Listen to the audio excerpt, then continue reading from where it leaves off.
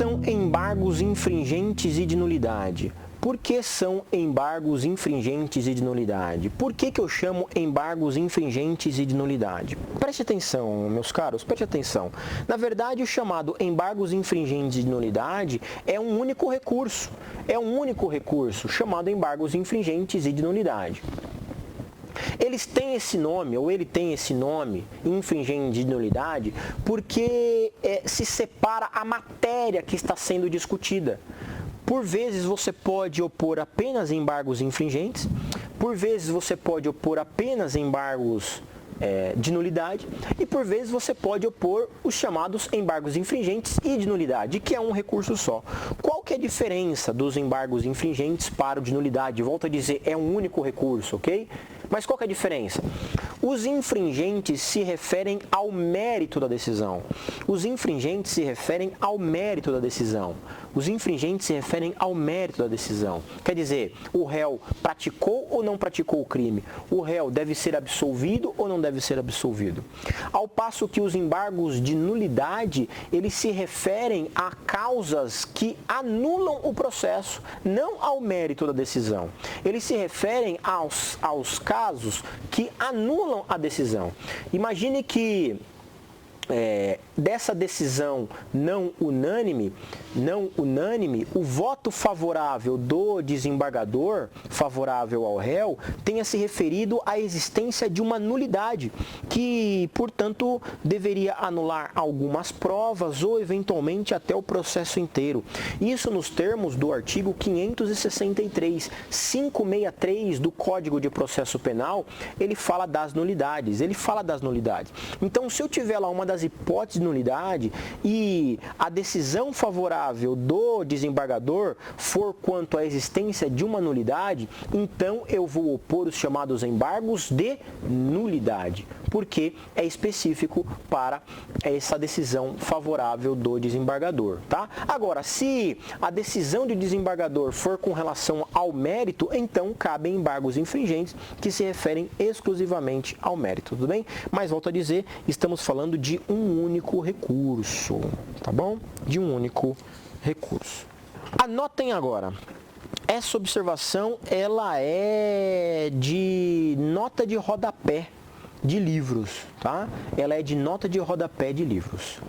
Os embargos infringentes e de nulidade, eles têm o chamado efeito devolutivo, tudo bem. Eles têm o chamado efeito devolutivo, tudo bem. Quer dizer, retorna ao tribunal a possibilidade de rediscutir aquela decisão. Agora, cuidado. A matéria discutida nos embargos infringentes e de nulidade é uma matéria restrita. O que significa uma matéria restrita? O que significa uma matéria restrita nos embargos infringentes e de nulidade? Significa que eu só vou rediscutir no tribunal aquilo que foi objeto do voto do desembargador favorável ao réu. Vou explicar de novo devagar, preste atenção. Quando você opõe embargos infringentes e nulidade, você pode rediscutir toda a matéria? Não, porque ele é um recurso de natureza restrita. Ele é restrito aos limites da decisão do desembargador que deu o voto favorável ao réu. Imagine que você tem, então, 3 desembargadores. 2 deles pediram a condenação do réu. Um deles opinou pela absolvição do réu. Um deles opinou pela absolvição do réu com relação a uma determinada prova bem específica que ele concluiu que aquela prova mudou toda a situação fática. Senhores, os embargos infringentes de nulidade devem se limitar à fundamentação, ao limite daquilo que foi decidido, daquilo que foi votado pelo desembargador que foi favorável ao réu. você não pode rediscutir todo o mérito, você não pode rediscutir todos os argumentos, você não pode rediscutir todas as situações. Lembra que a apelação é assim? A apelação é exatamente assim. A apelação é um recurso na qual você pode rediscutir todo o mérito da causa. Então, o efeito devolutivo realmente devolve tudo para o tribunal. Nos embargos infringentes, não. Então, ele se trata de um recurso restrito aos limites da divergência. Ele é restrito aos limites da divergência. Tudo bem? Legal, meus alunos? Legal, alunos da Estácio? Quem tiver alguma pergunta do que eu já falei, escreve aqui no chat que eu estou lendo aqui. Já estamos daqui a pouco indo para o final dos embargos infringentes de nulidade. Então, façam as perguntas para que não fique acumulando muita coisa. Tudo bem? Ótimo. Enquanto ninguém faz pergunta, vamos continuar. Qual que é o prazo para opor embargos infringentes de nulidade? O prazo é de 10 dias. O prazo é de 10 dias. Como funciona o processamento destes embargos? O processamento você entrega junto na mesma peça a interposição e as razões. No rese e na apelação, você se lembra que você entrega a petição de interposição, depois as razões em um outro prazo. Não é isso que acontece nos embargos infringentes de nulidade. Na mesma peça você interpõe e já coloca as razões.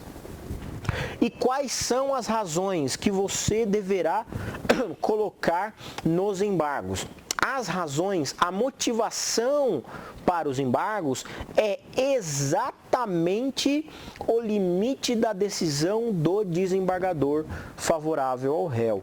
Então, se cair na sua prova de segunda fase do exame de ordem, os alunos até gostariam que caísse, porque é muito fácil arrazoar os embargos infringentes de nulidade. Basta que você copie e cole os argumentos do desembargador que deu o voto favorável ao réu e este já é o argumento. Porque você não pode aumentar. Se você colocar mais coisa, você erra a peça. Então você tem que se limitar a esta fundamentação. Tudo bem? Legal? Então, em uma mesma peça, em 10 dias, interposição e as razões, que é limitada ao voto do desembargador que deu o voto favorável ao réu. Ok? Legal? Tá bom. Contra que tipos de recursos, que tipos de processos cabem os embargos infringentes de nulidade? Então, a próxima pergunta é: contra quais tipos de recursos que chegaram na segunda instância cabem os embargos infringentes de nulidade? Contra todos os recursos? Não são contra todos os recursos. Não é contra todos os recursos. Vai caber os embargos infringentes de nulidade contra os recursos que chegaram na segunda instância de rese, que é o recurso antidistrito, de apelação e de agravo em execução. Então, olha só, cabem embargos infringentes apenas contra decisões não unânimes, oriundas de rese, apelação e agravo em execução. Rese, apelação e agravo em execução. Deixa eu explicar isso melhor, minha gente, porque talvez muita gente esteja aí voando no que eu estou falando. Olha só, você tem uma condenação em primeira instância, você tem uma decisão em primeira instância, que pode ser condenação ou não, pode ser, por exemplo, uma decisão que caiba a rese. Uma das partes interpôs rese ou apelação. Ou se for na fase de execução penal, interpôs o quê? Agravo em execução. Esses recursos subirão à segunda instância, conforme já falamos, certo? Subirão em segunda instância. Subindo em segunda instância, haverá um acórdão. Se esse acórdão for não unânime, 2-1 contra o réu, caberão embargos infringentes e de nulidade. Apenas contra rese, apelação e agravo em execução. Cabem embargos infringentes de nulidade contra acórdão de habeas corpus? Não cabe contra habeas corpus. Mandado de segurança? Não cabe contra mandado de segurança. Então você anote aí, agravo em execução, rese e apelação. Então foi isso aqui que falamos, ó.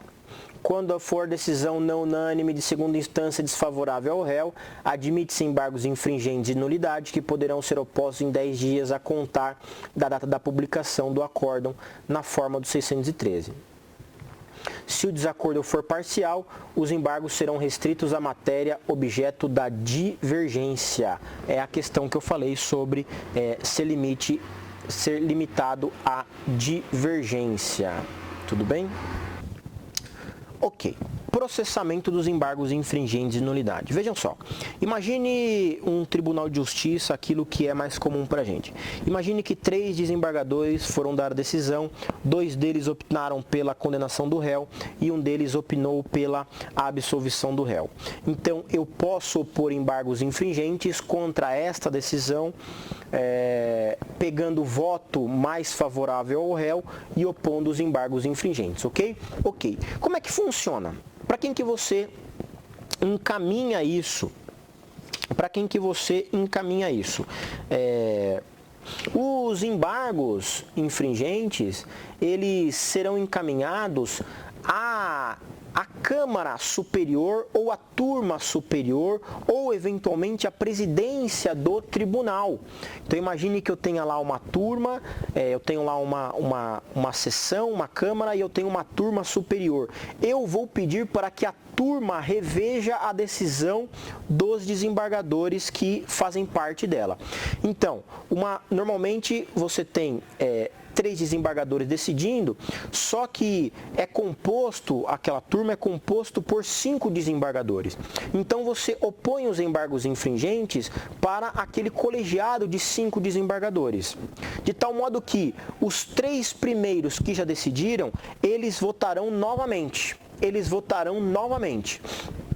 E vão ser acrescidos mais 2 desembargadores a estes, que vão proferir novos votos. Se você tem 2-1 pela condenação, se eu estou colocando mais 2 desembargadores para decidir, o que eu posso ter? Eu posso ter uma reversão da decisão indo para 3-2. Então veja só, você tem 2-1 pela condenação.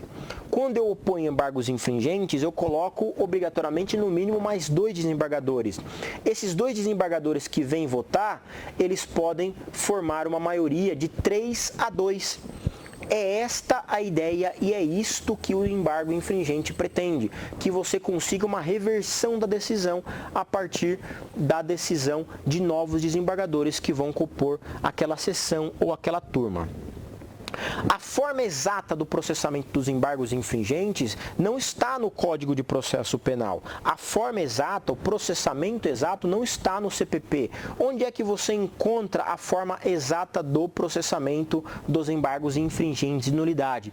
Você tem que analisar o regimento interno do tribunal. E aí cada tribunal de justiça, cada TRF, cada tribunal superior tem uma forma própria de processar esses embargos infringentes. Às vezes o embargo infringente vai para o presidente do tribunal, às vezes vai para o mais antigo da turma, às vezes volta para o relator. Tudo bem? Então, o processamento correto, ele é feito de acordo com o regimento interno. Mas é sempre feito assim, vai para o mesmo tribunal, tudo bem? Não muda de tribunal, cuidado. Os embargos infringentes de nulidade do TJ não vai para o STJ, não vai para o STF, não vai para um outro tribunal, continua no tribunal. Muitas vezes na mesma turma e na mesma Câmara, só que você acrescenta outros desembargadores, outros ministros, para que eles possam, se for o caso, formar nova maioria e aí dar uma decisão favorável ao réu. a súmula 390 do STJ. A súmula 390 do STJ, ela vai dizer que não cabe, ela diz, das decisões por maioria em reexame necessário, não se admitem embargos infringentes. Basicamente, eu já tinha falado sobre essa ideia, que lembra que eu disse que só cabem embargos infringentes e de nulidade contra réis e acórdão e contra agravo em execução? Quer dizer, todas as outras decisões dos tribunais não cabem embargos infringentes. O que a súmula 390 está dizendo é que não admite-se embargos infringentes da decisão de maioria de votos em reexame necessário, tá? Que é uma ação autônoma de impugnação que vamos falar nas próximas aulas. Então não cabe nem de HC, nem de reexame necessário, nem de mandado de segurança, nem de nenhum outro tipo de recurso ou ação autônoma de impugnação.